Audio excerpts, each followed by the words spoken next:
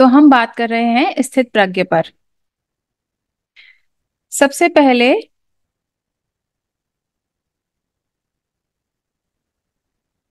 हम ये जानने की कोशिश करेंगे कि स्थित प्रज्ञ शब्द से मतलब क्या है। स्थित प्रज्ञ शब्द से हम क्या समझें। तो स्थित प्रज्ञ दो शब्दों से मिलकर बना है।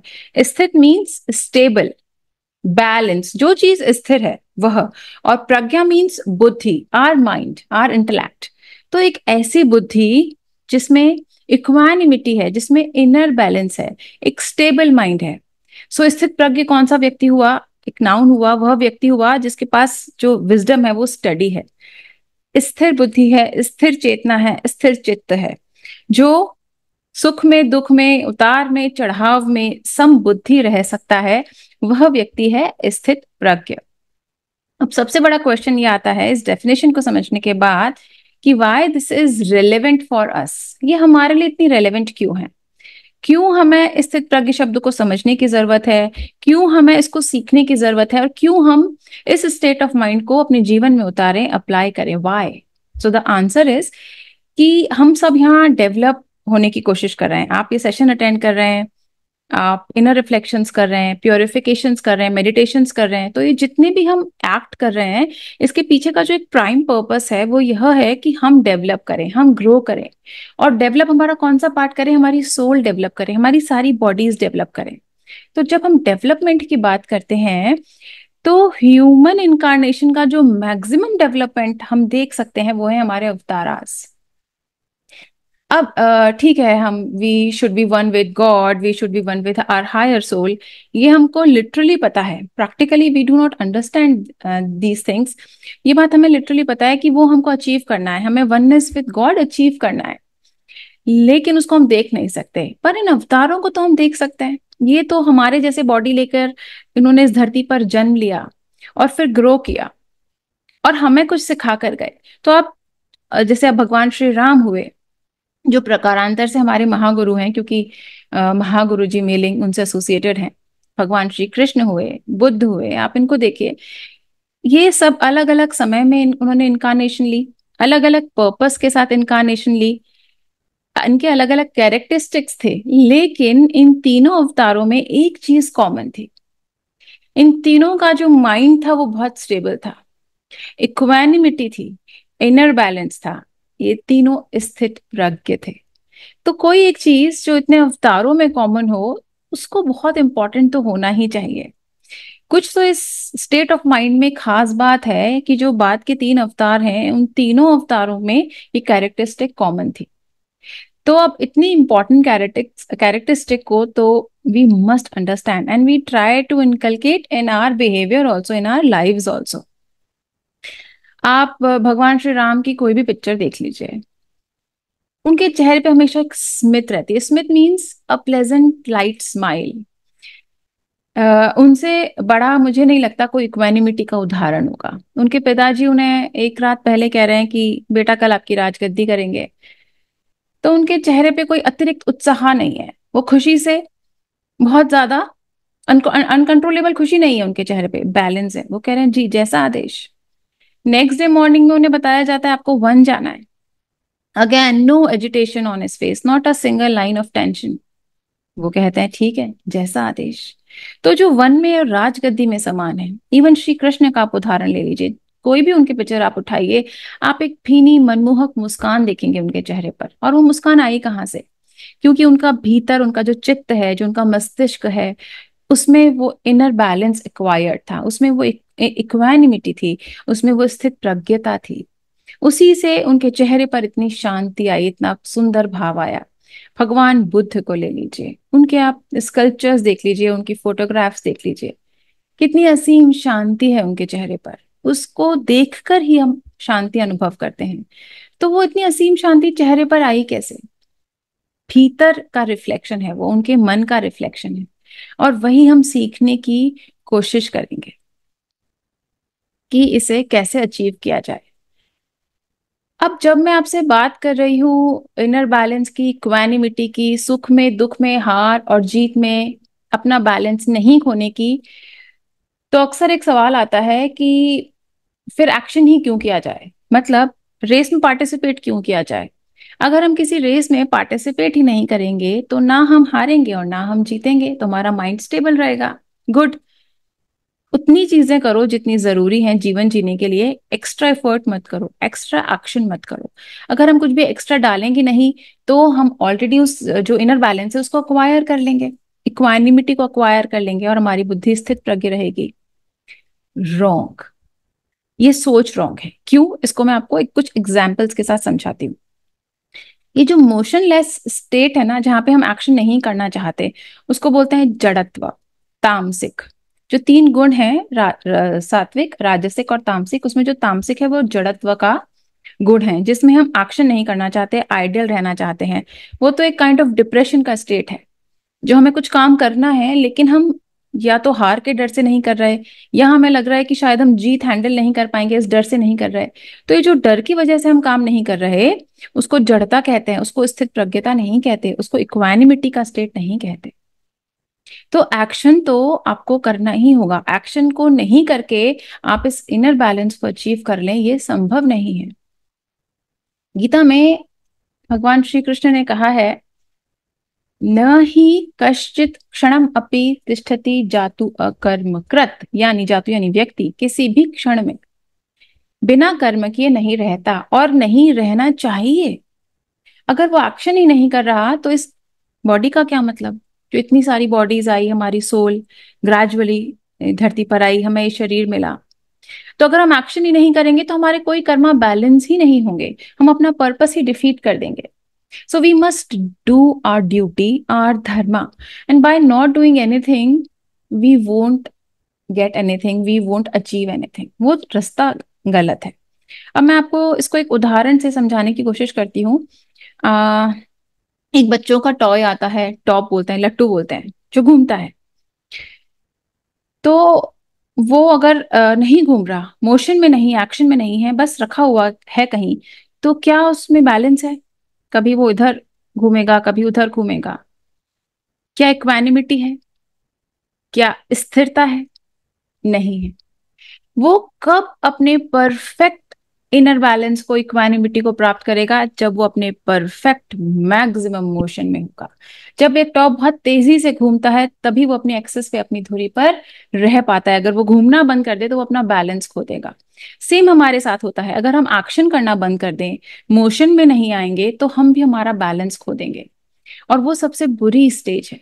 तो अगर आपको लगता है कि स्थित प्रज्ञता के लिए, इक्वानिमिटी के लिए और इनर बैलेंस के लिए हम एक्शन ना करें या कम करें या पार्टिसिपेट ना करें तो हम ऑटोमेटिकली उस स्टेट को अचीव कर लेंगे, दैट इज रॉन्ग।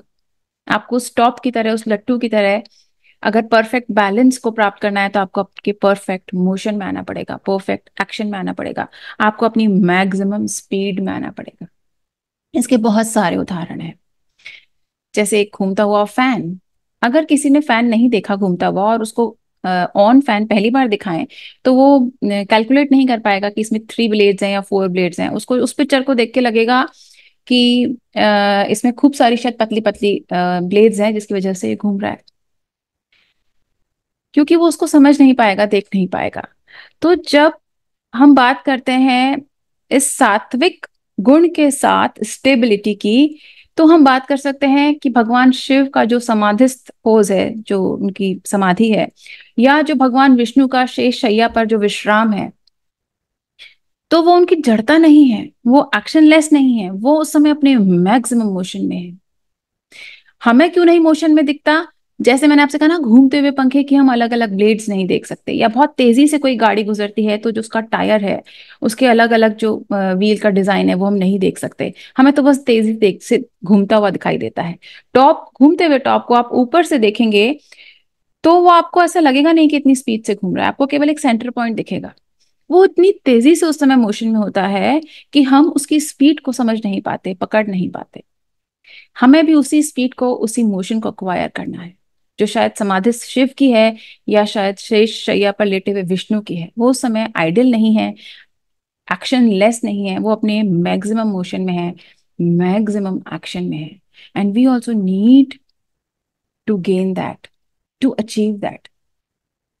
जैसे बाईसाइकिल भी ले लीजिए आप, साइकिल, उसको आप बिना चलाए खड़ा करिए, वो अपनी जगह खड़ी रह ही नहीं सकती, स्थिर रह ही नहीं सकती, उसको स्टैंड की जरूरत पड़ेगी, सहारे की जरूरत पड़ेगी।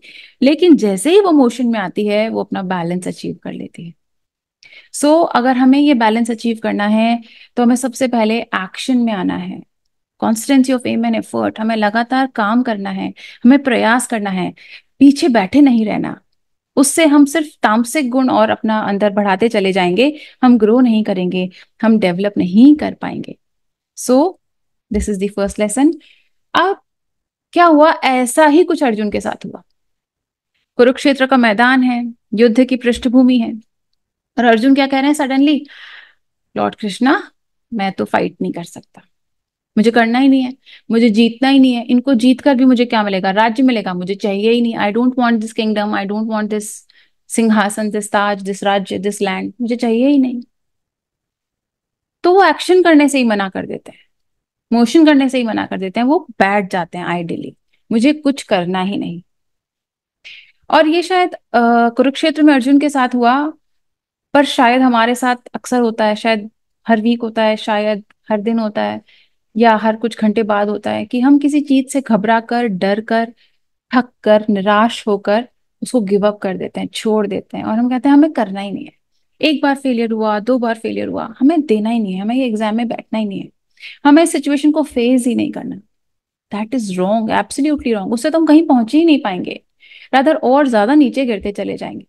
तो अब कृष्ण के सामने बड़ी समस्या हुई कि पहले तो उनको अर्जुन को समझाना पड़ा, युद्ध तो अब बाद में होगा, पहले तो इसकी जड़ता को खत्म करना होगा, ये जो उसको एक्शन को छोड़ के बैठा है इसको वापस एक्शन में लाना पड़ेगा। तो सबसे पहले उन्होंने उसको स्थित प्रज्ञ की बात समझाई कि हु इज स्थित प्रज्ञ। उनको ये समझ में आ गया कृष्ण को कि अब इसका ये डाउट दूर करना पड़ेगा, इसको ये समझाना पड़ेगा दैट आप एक्शन नहीं कर कर कहीं नहीं पहुंच सकते, आपको एक्शन तो करना ही पड़ेगा। तो ये समझाने के लिए कृष्णा बहुत सुंदर श्लोकों का उदाहरण लेते हैं श्रीमद् भगवत गीता में। तो हम उनमें से चंद श्लोकों को समझने की कोशिश करेंगे। तो जो पहली बात भगवान श्री कृष्ण कह रहे हैं, वह कह रहे हैं, मात्रा स्पर्शास्तु कौन्तेय शीतोष्ण सुख दुखदा आगम पायेनो नित्यान स्ताम स्थितिक्षस्व भारत, यम ही न व्यथयन्ते पुरुषम पुरुष शर्भ सम दुख सुखम धीरम सो अमृतवाय कल्पते। यानी कि ये जो सुख है, दुख है, सर्दी है, गर्मी है, ये आपके लिए है ही नहीं, इनको आपको सहन करना है। और जो सुख में, दुख में, हार में, जीत में, लाभ में, अलाभ में समान हो जाता है, समभाव हो जाता है, वो अमृत कल्प, अमृतवाय कल्पते, अमृत को प्राप्त करता है। और यह अमृत क्या है, यह अमृत है यूनियन विद गॉड। सबसे पहले अर्जुन को, भगवान श्री कृष्ण अर्जुन को यह समझाने की कोशिश कर रहे हैं कि ये जड़ता आती कहाँ से है। भाई हम स्थित प्रज्ञ होना चाहते हैं, हम इनर बैलेंस को अचीव करना चाहते हैं, इक्वानिमिटी को अचीव करना चाहते हैं, तो कोई क्यों नहीं कर पा रहे, तो कोई तो ऑब्स्टिकल है। तो पहले उसको वो ऑब्स्टिकल समझाते हैं, see this is the obstacle, ये आपको पढ़ने नहीं दे रहा, तो पहले you have to remove this obstacle, and that obstacle is attachment. Attachment with what? with our own bodies, with this physical body, with things. सो कृष्ण कह रहे हैं कि ये जो जितना अटैचमेंट आपने अपने आसपास कर रखा है, ये आपका है ही नहीं। You are not this. सबसे पहले तो आप आइडेंटिफाई करो कि आप हो कौन। हम आइडेंटिफाई करते हैं माई मी, मेरी बॉडी, मेरे इमोशंस, मेरे थॉट्स। कहते हैं नहीं, दिस इज नॉट यू। सबसे पहले तो आप अपने आप को पहचानो। जब आप खुद के रियल फॉर्म को समझने की कोशिश करोगे या समझ लोगे, और जब आपको ये समझ में आ जाएगा कि जो बाकी चीजें ये टेम्पररी हैं, they are not permanent, permanent is your soul, permanent is your growth, तो शायद थोड़ी आपको आसानी हो जाए इस डिटैचमेंट के साथ स्थित प्रज्ञ होने में। जो इनर बैलेंस है इसको अचीव करने में शायद आप थोड़ा आसान महसूस करने लगे अपने रास्ते को। ये व्हेन मैन विजिबल इनविजिबल बहुत अच्छी बुक है।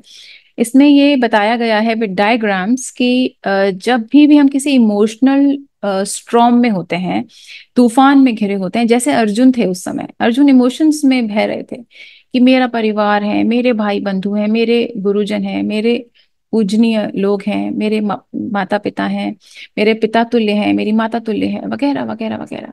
तो इमोशंस के कारण सबसे पहले क्या होता है, हमारे अंधेरा छा जाता है आंखों के आगे, सोच के आगे, और हम करेक्ट डिसीजन नहीं ले पाते। हम वो नहीं कर पाते जो हमें करना चाहिए।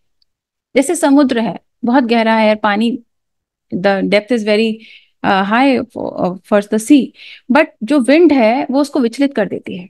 जो हवा है वो उसकी लहरों को विचलित कर देती है, और उससे टाइड्स आ जाते हैं, और कई बार वो इतने हाई टाइड आते हैं कि वो कितना नुकसान पहुंचा जाते हैं।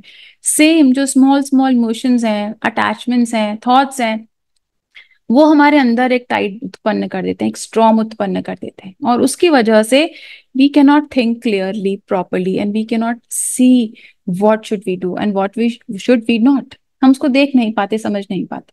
तो सबसे पहले तो उसको समझा रहे हैं कृष्ण कि ये तुम्हारे हैं ही नहीं। ये जो तुमको लग रहा है मुझे सर्दी लग रही है, मुझे दुख है, मुझे सुख है, ये सुख ये दुख, और जो तुम्हें लग रहा है कि तुम महसूस कर पा रहे हो दिस बॉडी, ये इन सब में से तुम कुछ हो ही नहीं। You are not these. और जब तुम हो ही नहीं, तो अब तुम किस बात का दुख व्यक्त कर रहे हो, किस बात के लिए दुखी हो। अगला श्लोक है, बहुत प्यारा श्लोक है। अव्यक्तादिनी भूतानि व्यक्त मध्यानि भारत, अव्यक्त निधनान्येव तत्र का परिवेदना। कृष्ण कह रहे हैं कि देखो ऐसा है, कुछ समय पहले तक तुम नहीं थे, जब तुम्हारा जन्म नहीं हुआ था तब तुम नहीं थे, और कुछ समय बाद फिर तुम नहीं रहोगे। अभी जो बीच में थोड़ा सा तुमको जीवन मिला है, इसमें इतना क्या ड्रामा कर रहे हो। You are not permanent. तुम कल नहीं थे और कल नहीं होगे।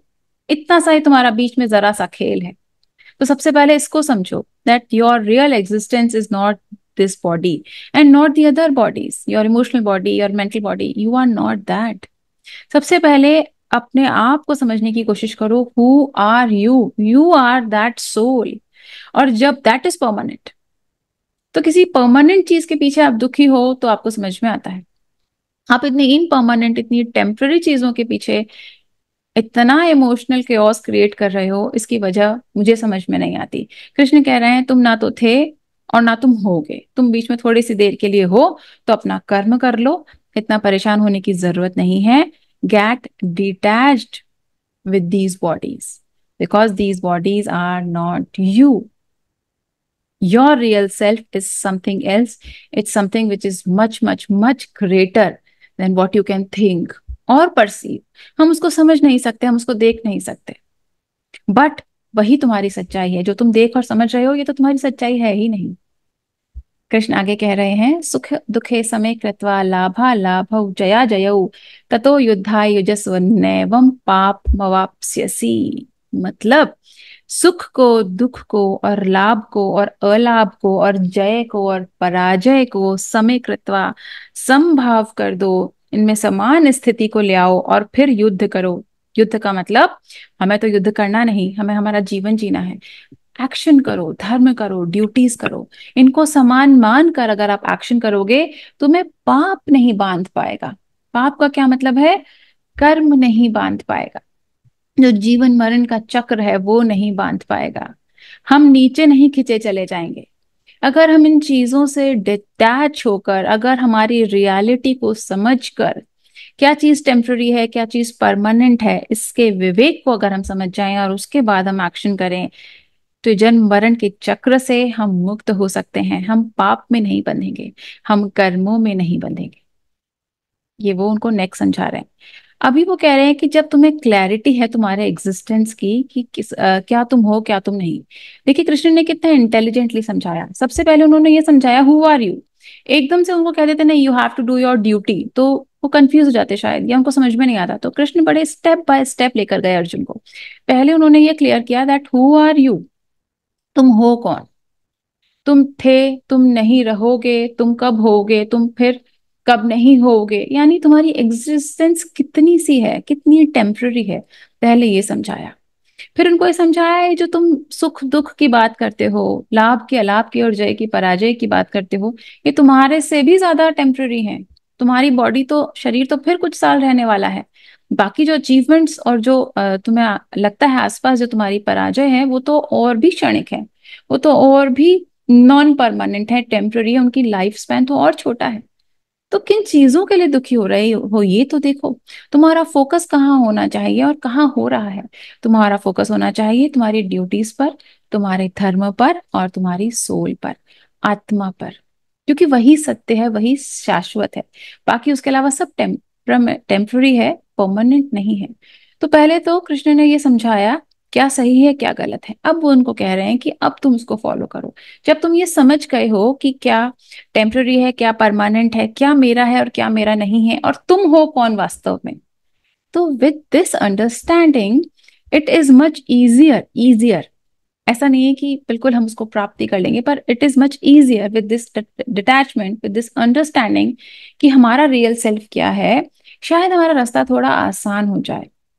अब ऐसा नहीं है कि हमें आज एक ज्ञान मिल गया तो हम स्थित प्रज्ञ हो गए। पर जो आपने देखा है स्केल, जो तराजू होता है, कितना तेजी से एक तरफ बहुत भार रख दो तो एक तरफ बहुत हल्का हो जाता है, दूसरी तरफ रख दो कितनी तेजी से घूमता है। तो हमको कोशिश करनी चाहिए, मे भी शायद हम परफेक्ट बैलेंस को अक्वायर ना कर पाए, पर हमें कोशिश करनी चाहिए कम से कम ये जो उसका डिफरेंस है उसको कम से कम कर पाए, मिनिमम से मिनिमम जितना हमसे पॉसिबल हो सके।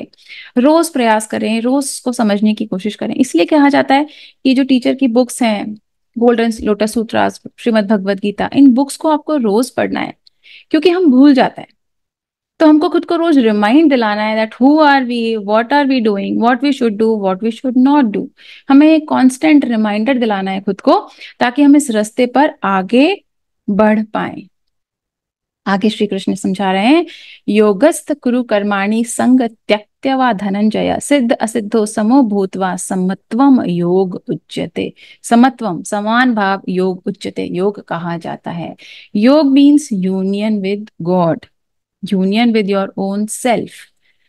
और वो कब अचीव होगा? With this inner balance, with this equanimity, with this स्थित प्रज्ञता। तो जब आप इस स्थित प्रज्ञ वाली स्टेट को प्राप्त कर लोगे तो समझो आपने ईश्वर को प्राप्त कर लिया।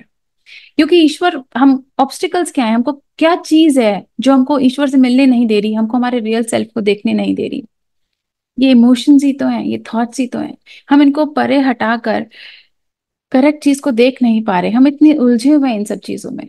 तो ये सब बहुत टेम्पररी चीज है, दीज आर नॉट परमानेंट। हमें इनको साइड में हटा के अपने रियल सेल्फ को समझने की कोशिश करनी चाहिए।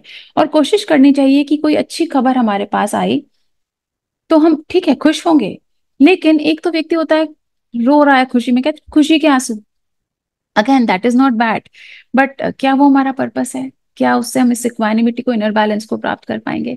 खुशी की बात है, ओके गुड। अब again we are human beings, हम एकदम ऐसा नहीं कर सकते हम खुश नहीं हो, लेकिन एक कहीं बैलेंस होना चाहिए। फिर अगर हम पराजित हो गए या हम हार गए तो हम कितना शैटर हो रहे हैं, कितना ज्यादा समय हम लगा रहे हैं वापस उभरने में, वापस उठकर खड़े होने में। क्या हम पूरी तरह गिव अप कर रहे हैं? तो इस चीज को ऑब्जर्व करिए अपने भीतर और कोशिश करिए इस बैलेंस को प्राप्त करने की, इस रास्ते पर चलने की। क्योंकि धीरे धीरे चलेंगे तो हम शायद पहुंच ही जाएंगे कभी ना कभी। तो श्री कृष्ण कह रहे हैं कि do your duties with this समभाव, समान भाव, जय में पराजय में, लाभ में अलाभ में, सुख में दुख में, with equanimity, and then you can be free from आसक्ति। संग त्यक्तवा धनंजय, यानी अर्जुन, त्यक्तवा त्याग दो, संग यानी आसक्ति। ये जो आसक्ति है, जो अटैचमेंट है ना, मेरी जीत, मेरा सामान, मेरी ये चीज, मेरी अचीवमेंट्स, ये जो मैं है, ये तुमने इस बॉडी से एसोसिएट कर रखा है, this is not real you. तो इस संग को, इस आसक्ति को सबसे पहले तुम छोड़ो। कंट्रोल योर ओन थॉट्स, उनको झूलते हुए स्केल की तरह बहुत ज्यादा ऊपर और नीचे मत जाने दो। कंट्रोल योर इमोशंस, क्योंकि वो कह रहे हैं जो जीता है वो कभी ना हारा हो, ऐसा नहीं, और जो हारा है वो कभी नहीं जीतेगा, ऐसा भी नहीं। ये बहुत टेम्परामेंट चीजें हैं, टेम्पररी चीजें हैं, these are not permanent. So वो कह रहे हैं you have to achieve this समत्व, and then when you achieve this समत्व यू हैव अचीव्ड योगा। जब आप इस समत्व को, इस स्थित प्रज्ञता को, इस इक्वानिमिटी को और इनर बैलेंस को अक्वायर कर लेंगे तो आप समझिए कि आप योग की स्थिति में हैं। Yoga means union with God, you are one with God with this equanimity. But this is very important, मतलब ये एक तरीके की एलिजिबिलिटी है, आपको स्थित प्रज्ञ होना होगा। Then you can achieve your God, your higher soul, oneness with your own self. Next Shri Krishna कह रहे हैं, बुद्धि युक्तो जहा तीह उभे सुकृत दुष्कृते तस्मात् योगाय युजस्व योगः कर्मसु कौशलम। योग ही कर्मों में कुशलता है। कर्मों में कुशलता का क्या मतलब? कि आप कर्म तो कर रहे हैं निरंतर लगातार, लेकिन आप उनके फल में नहीं बंध रहे। आप कर्मों को करते हुए भी उनके फलों से मुक्त हैं। जैसे आपने कमल का फूल देखा हो तो पद्म पत्र निर्लिप्तम बोलते हैं। आप कमल के फूल को कभी देखिए, पानी में रहता है, लेकिन उसकी पंखुड़ी पर एक ड्रॉप पानी भी, एक ड्रॉप ऑफ वाटर भी टिक नहीं पाता। यानी वो उसमें रहते हुए भी उससे अप्रभावित रहता है, उससे डिटैच रहता है। सो जब आप इस अंडरस्टैंडिंग को अक्वायर कर लेंगे दैट हु आर यू, क्या तो टेम्पररी है, क्या परमानेंट है, आपका रियल सेल्फ क्या है, आपको कैसे बिहेव करना है, आपको जो ऑपोजिट साइड्स हैं, एक्सट्रीम गुड और एक्सट्रीम बैड, उसमें एक समत्व भाव लेकर चलना है। जब आप इस स्टेट को अक्वायर कर लेंगे तो आप कर्मों में रहते हुए भी कर्मों में लिप्त नहीं होंगे। मतलब आप अपनी ड्यूटीज तो कर पाएंगे, लेकिन वो ड्यूटीज आपको कर्म शेष क्रिएट नहीं करने देंगी, वो ड्यूटीज आपको कर्मों में बांधेंगी नहीं, और जन्म मृत्यु के चक्र से आप मुक्त हो जाएंगे। आगे श्री कृष्ण कह रहे हैं कि आप जब एक्शन करें तो आपको एक्शन के पीछे भी कोई मोटिवेशन तो चाहिए। ठीक है, आप हार और जीत से परे हट गए, आप उनमें संभाव को प्राप्त कर लिए, इनर बैलेंस को प्राप्त कर लिए, लेकिन there must be some motivation behind your actions, behind your duties. So that action should be your God. आप जो भी काम करें उनके निमित्त करें, जो भी काम करें उनको ध्यान में कर कर करें, अपनी ड्यूटी समझ कर करें, और फिर उनको सरेंडर कर दें, ईश्वर को सरेंडर कर दें। जो अच्छा बुरा किया आपके निमित्त किया और ये आपको समर्पित। इस तरीके से आपको कर्म परेशान नहीं कर पाएंगे, आप उनमें बंधेंगे नहीं। And the one who has buddhi means higher intelligence, higher intellect. वो ही व्यक्ति समझ सकता है कि उसका रियल सेल्फ क्या है। आप किसी आम व्यक्ति से कहिए कि this body is not you, उसको समझ में नहीं आएगा कि क्या बात कर रहे हैं आप, कैसे नहीं है, I can see it, I can feel it, I know, तो ये मेरी ही है। तो ये जो अंडरस्टैंडिंग है ये बहुत हाई इंटेलेक्ट से आती है, जो अगेन एक बहुत ही, जो इसका हायर डेवलप्ड माइंड है, हायर मेंटल बॉडी है, जिसकी जिसकी इंटेलेक्ट बहुत ज्यादा विकसित है, उसको, उसी व्यक्ति को ये बात समझ में आएगी। सो कृष्ण पहले अर्जुन को उस स्थिति तक ले जा रहे हैं, उनको सही गलत की पहचान कराकर, उनकी इंटेलेक्ट को डेवलप कराकर उनको ये समझा रहे हैं कि उनका रियल सेल्फ है क्या। फिर वो कह रहे हैं कि इतना ज्ञान तो तुम्हें मिल गया, सारा शुरू से एंड तक मैंने समझा दिया, तुम क्या नहीं हो, तुम क्या हो, किसको तुम्हें सहन करना है, क्या तुम्हारे साथ रहेगा, क्या चला जाएगा, तुम कभी थे नहीं और तुम कभी आगे होगे नहीं। सो क्या तो रहने वाला है, क्या नहीं रहने वाला, क्या सही क्या गलत, पूरा ज्ञान उन्होंने अर्जुन को दिया। लेकिन वो कह रहे हैं कि इस ज्ञान के बाद भी you need pillar one, you need शरणागति, यू नीड कंप्लीट सरेंडर। आपको भक्ति की जरूरत तो उसके बाद भी पड़ेगी, क्योंकि अदरवाइज हमको एक्शन करने का मोटिवेशन कहाँ से मिलेगा। तो आप जो भी एक्शन करें, surrender those action to your God, अपने गॉड को, अपने टीचर को, वो सब आप सरेंडर कर दीजिए। उस तरीके से आप बिल्कुल कमल के उस फूल के जैसे हो जाएंगे जो पानी में रहते हुए भी पानी से प्रभावित नहीं है। तो आप इस दुनिया में रहेंगे, कर्म करेंगे, बट वो कर्म आपको बांधेंगे नहीं। आगे श्री कृष्ण कह रहे हैं, प्रजहाति यदा कामान सर्वान पार्थ मनोगतान आत्मनेवात्मनुस्तुष्ट स्थित प्रज्ञ सदोच्यते। स्थित प्रज्ञ उसे कहा जाता है जो खुद से खुद में संतुष्ट रहता है। कृष्ण कह रहे हैं कि तुम्हारे आसपास जितनी भी कामनाएं हैं, विचार हैं, इनको छोड़ो, ये तुम्हारे हैं ही नहीं, इनसे ऊपर उठो। और जब आप इनसे ऊपर उठ सकते हो, तब आप ये बात समझ सकते हो कि who are you, what is your real self. आत्मा से आत्मा में तुष्टि, संतुष्टि, यानी खुद के भीतर झांको, अपने आप से मिलो, अपनी आत्मा से परिचय रखो, अपनी आत्मा से एक हो जाओ। और जो व्यक्ति ये कर सकता है उसी को स्थित प्रज्ञ कहा जाता है। उसी व्यक्ति के पास ये इनर बैलेंस है, ये इक्वानिमिटी है। दैट पर्सन कैन हैंडल सुख एंड दुख विद द संभाव। एंड उस व्यक्ति की जो कॉन्शियसनेस है वो इन सब से ऊपर रहती है, वो इन चीजों में उलझता नहीं। जो उसकी माइंड की वाइब्रेशंस हैं वो बहुत हायर लेवल पे रहती हैं। और ये जो छोटी मोटी वाइब्रेशंस हैं, हैवी वाइब्रेशंस हैं, ये उसको प्रभावित ही नहीं कर पाती क्योंकि उस तक पहुंच ही नहीं पाती। जैसे कोई प्लेन में उड़ रहा है तो हम उसको उससे बात नहीं कर सकते, वो हमारी पहुंच से बहुत दूर है। सो जब विद दिस रेगुलर प्रैक्टिस आपकी कॉन्शियसनेस इतनी हाई लेवल पे होगी कि आप ऑटोमेटिकली इन चीजों से प्रभावित होना बंद हो जाएंगे, क्योंकि इनकी पहुंच इतनी ऊपर तक है ही नहीं। ये बहुत ग्रॉसर एनर्जीज हैं और ये बहुत लोअर लेवल पे रिसाइड करती हैं। सो अपनी कॉन्शियसनेस बढ़ाइए, अपनी हाइट बढ़ाइए, अपनी सोच की हाइट बढ़ाइए, then you will be detached with all these issues, with this sukh and dukh. Now this book compassionate objectivity, इसके पेज नंबर 46 का मैं एक सूत्र पढ़ रही हूँ। Mental and emotional effort means finding the ways and means of overcoming a problem. हम problem को ओवरकम कब कर पाएंगे? जब हम डिटैच होकर सही गलत को समझ पाएंगे, जब हम सुख में दुख में, लाभ में और पराजय में संभाव हो पाएंगे। आगे टीचर कह रहे हैं, बी काम एंड कंटिन्यू पुशिंग अहेड। हम आगे तभी बढ़ते रह सकते हैं जब हम शांत रहेंगे। और हम शांत कब रहेंगे? जब हम अपने मैक्सिमम एक्शन में रहेंगे। जैसे वो टॉप है, लट्टू, वो तभी अपने परफेक्ट बैलेंस को अचीव कर पाता है, एक्वायर कर पाता है, जब वो अपने मैक्सिमम मोशन में रहता है। So try to be in your maximum motion, try to surrender your karmas to God. तब आप उसको करते हुए भी उससे डिटैच रह पाएंगे।